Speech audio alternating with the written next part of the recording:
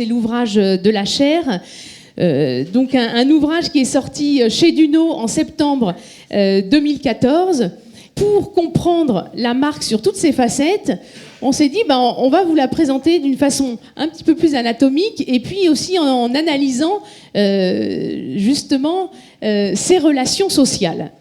Pourquoi le management transversal de la marque ? Il faut décloisonner le management de la marque et faire des passerelles, des ponts entre le marketing, les ressources humaines, la stratégie et également tout l'aspect juridique et financier. Parce que la marque, justement, donne du sens. Ça veut dire qu'elle donne à la fois une signification, une direction et des sensations. Les valeurs que porte la marque doivent irriguer tous les départements de l'entreprise. Donc c'est vraiment notre conviction et c'est ce qu'on a voulu faire passer dans cet ouvrage. On va commencer donc par discuter de cet ouvrage et de vous présenter cette réflexion anatomique de la marque. Alors la marque, c'est d'abord les stratèges. Les stratèges qui pensent la marque, qui vont la faire naître d'abord en termes de projet, de vision.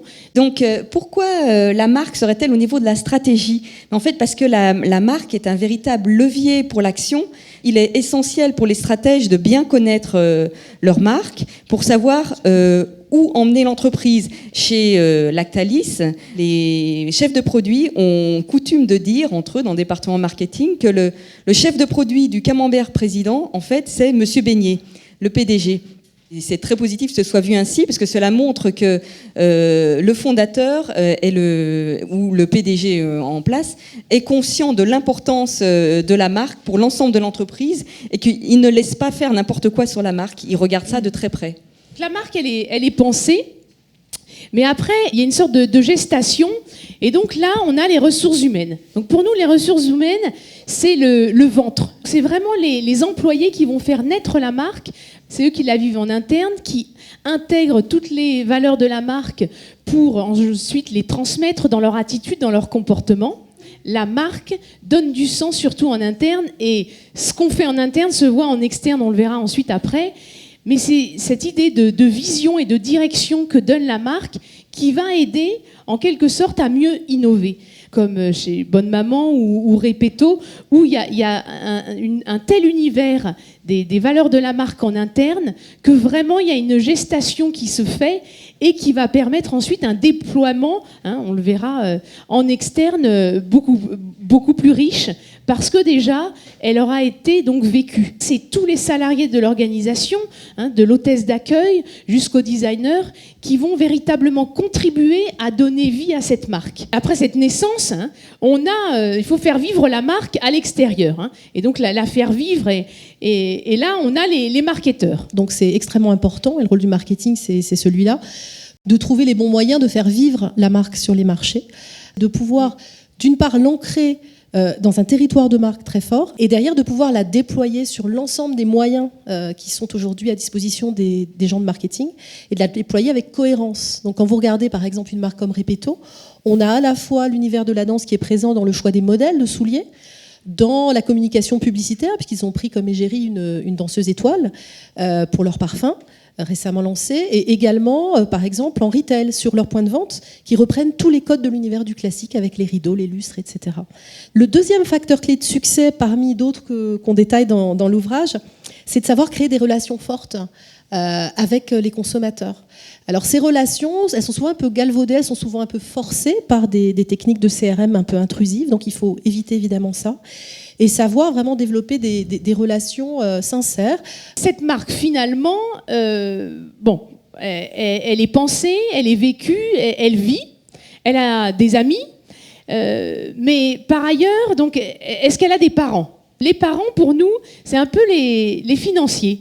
Rêver, c'est bien, mais où est le ROI ? La marque a pris de plus en plus d'importance auprès des financiers parce que maintenant, la marque peut être également valorisée dans les comptes de l'entreprise. Alors, sous certaines conditions, une marque qui a été créée en interne ne peut pas être dans les comptes financiers de l'entreprise, dans l'actif. Par contre, si elle a été achetée, elle peut l'être. Alors, on a l'exemple d'IKEA. En fait, IKEA a transféré sa marque finalement une autre filiale, mais bon, c'est quand même un transfert, ce qui fait que maintenant, la marque Ikea apparaît dans les comptes pour 9 milliards d'euros, ce qui est quand même une somme colossale, ce qui fait donc que les financiers regardent ça de très près. Donc il existe différents outils de valorisation de la marque. Et un effet qui nous paraît extrêmement important là-dedans, c'est que finalement, cela fait remonter le pilotage de la marque au niveau de la direction générale, parce que ça lui donne une place beaucoup plus importante. C'est plus le jouet du marketing, c'est plus sa danseuse. Là, ils se disent, ah oui, il faut peut-être qu'on s'en occupe un peu. Voilà, tout à fait. Donc, les parents vont être, en tout cas, vont jouer un rôle important dans le développement de cette marque.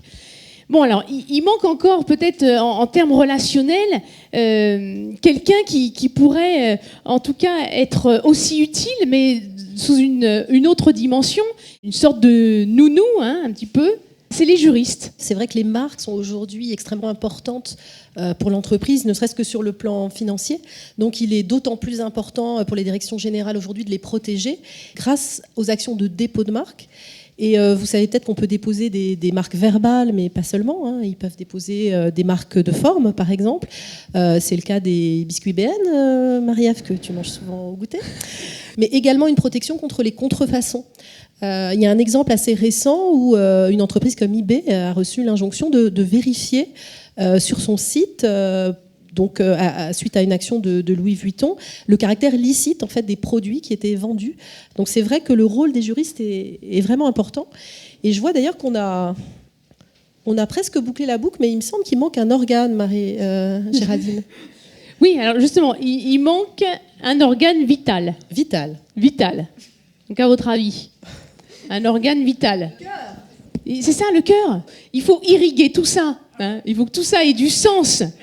Et donc, le sens, c'est les valeurs. L'idée principale donc, de cet ouvrage et du management transversal de la marque, c'est de se dire que la marque, au-delà du marketing et d'un outil de différenciation, c'est un objet social qui est construit évidemment et co-construit en interne par tous ces acteurs et ne peut vivre vraiment sur le marché que s'il donne du sens.